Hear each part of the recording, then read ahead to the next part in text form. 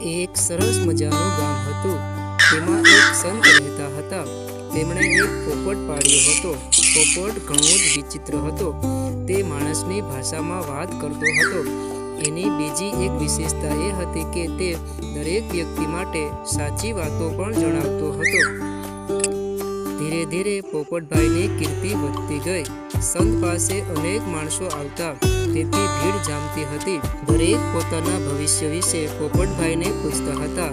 ધીરે ધીરે પોપટભાઈમાં અભિમાન આવવા લાગ્યું.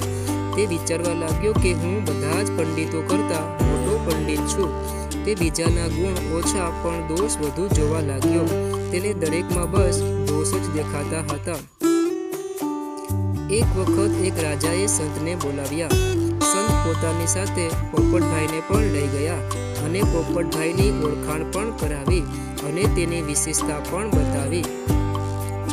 દરેકને એ જાણી નવાઈ લાગી કે પોપટભાઈ પણ પ્રશ્નના જવાબ આપે છે. દરેકને સાચી વાતો જણાવે છે. રાજાએ સૌથી પહેલા પોતાના માટે પૂછ્યું.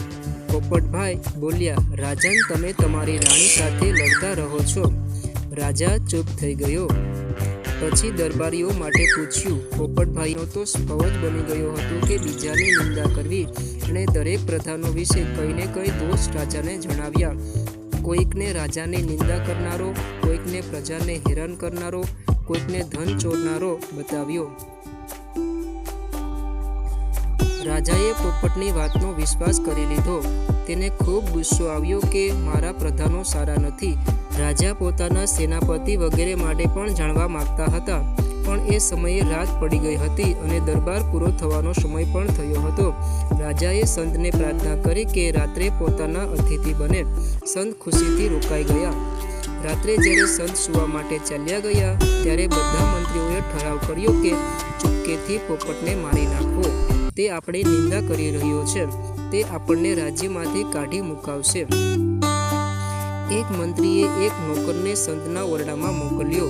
તેઓ ભર ઊંઘમાં સૂતા હતા. નોકરે ચૂપકેથી પોપટને મારી નાખ્યો.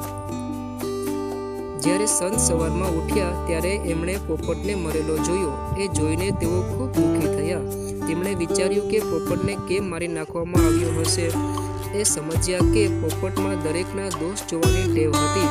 કાલે રાત્રે એણે દરેકના દોષ જ જોયા હતા. જે બીજાનું ખરાબ કરે છે એને કોઈ પ્રેમ કરતું નથી. એને મારી નાખવામાં આવ્યો હશે. બીજાની નિંદા કરનારા બીજા પાસેથી તિરસ્કાર જ મેળવે છે.